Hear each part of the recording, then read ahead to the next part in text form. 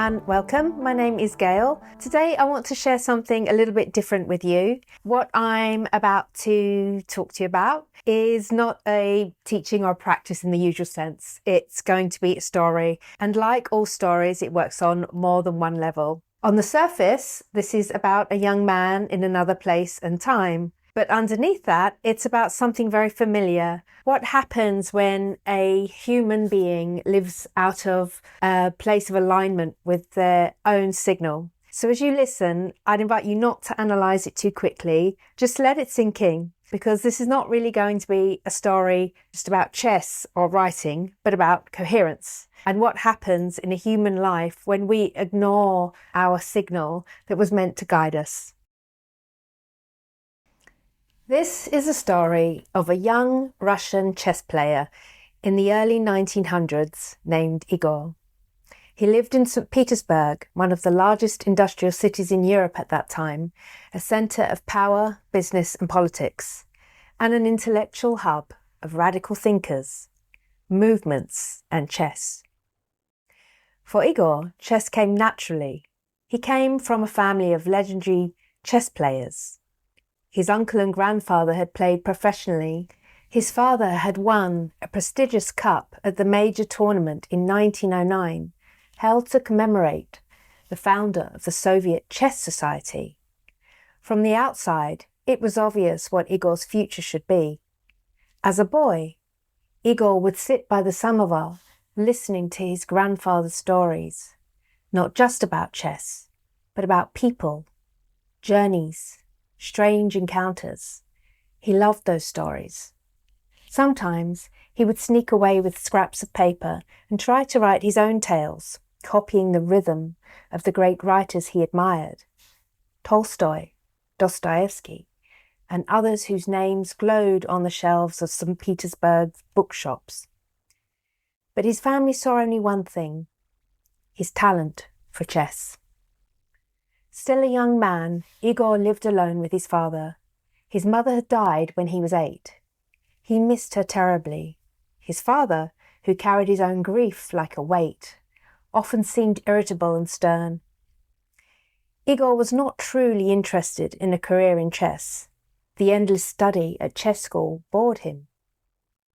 Opening after opening, position after position, he felt as if his life was laid out for him like pieces on a board he hadn't chosen. He knew what was expected: to follow in the great footsteps of his father, grandfather and uncle, and continue the family legacy. He also knew that such a career would bring status and financial stability. He could start a family, support them well, and make his father proud. But deep down he worried, if he didn't have his father's passion, could he ever have his father's success? Without that hunger, would he always fall short? He imagined failing in tournaments, seeing disappointment in his father's eyes, feeling the quiet judgment of St Petersburg chess circles. And at the same time, his secret passion tugged at him. Igor loved to write. He admired the great Russian authors and longed in some quiet corner of himself to stand among them. He showed some of his pages to his father, who brushed them aside as tall tales that would never put food on the table. His father warned him not to waste time. The opportunity already laid before him. You have what others dream of. Don't throw it away. Eventually, perhaps out of love, perhaps out of exhaustion, his father agreed to give Igor one chance. Several months to dedicate to writing a book. Igor poured himself into it. He wrote late into the night, ink staining his fingers, stories spilling out faster than he could catch them. When he finished, he felt something he hadn't felt in a long time: pride. But when he took his manuscript to the publishing houses of St Petersburg, they rejected it. Some laughed. One editor barely glanced at the pages before handing them back. Igor's confidence crumbled. At home, his father's criticism was sharp and final. That was your last chance. No more. There was one ray of light in Igor's life, his true love, Olga. From childhood friends, they had grown up into something more. Like Igor, she had lost her mother young and was caring for her little sister Anna. With Olga, he could breathe. He dreamed of marrying her someday, building a life where they could both feel safe. But slowly, the disappointment began to spread through into everything. Igor's motivation to study chess evaporated. He started staying in bed longer and longer, pulling the covers over his head as mornings turned into afternoons. He missed days at chess school, then weeks. The city outside continued its busy rhythm while Igor drifted into a kind of fog. At night, he wandered the cold streets of St Petersburg, smoking endless cigarettes. He sat for hours in dim cafes, playing quick chess for small sums of money. He won often, his talent didn't disappear, but most of his earnings went on vodka, trying to quiet the ache inside. Days blurred into night. His thinking became more erratic. He picked up matchsticks and coins from the pavement and kept them in little boxes at home. At first, this strange habit gave him comfort, a way to feel he was collecting something. But soon it became an anxious compulsion, a frantic search for fear of not finding any. Olga saw him less and less. She worried. His friends at chess school whispered about his absence. His father, heavy with disappointment, spent more time in the city salons and intellectual circles, avoiding the silence at home. One grey morning, after yet another week of missed classes, a friend from chess school came to Igor's door. He knocked. No answer. He knocked again, harder. After several minutes, Igor finally opened the door. His friend was shocked. Igor stood there, unshaven, pale and in a rumpled shirt. The room behind him was dark. The curtains were half drawn. The bedclothes twisted as if he had just climbed out of bed. And boxes of coins and matchsticks were stacked in strange little towers. His friend stepped inside, heart heavy. "Igor, what's happened to you?" he asked quietly. "We haven't seen you at school. Your father says nothing. Are you ill?" Igor stared at the floor. His voice was muffled, heavy. "I don't want to go," he said. "There isn't any point. I'm no good at chess. I'm no good at writing. I'm nothing." His friend was silent for a moment, taking this in. Then he spoke, not like a teacher or a therapist, but like someone who cared. "Listen," he said, "I know you don't love chess the way your father does. I see that. But I also know how your eyes light up when you talk about books.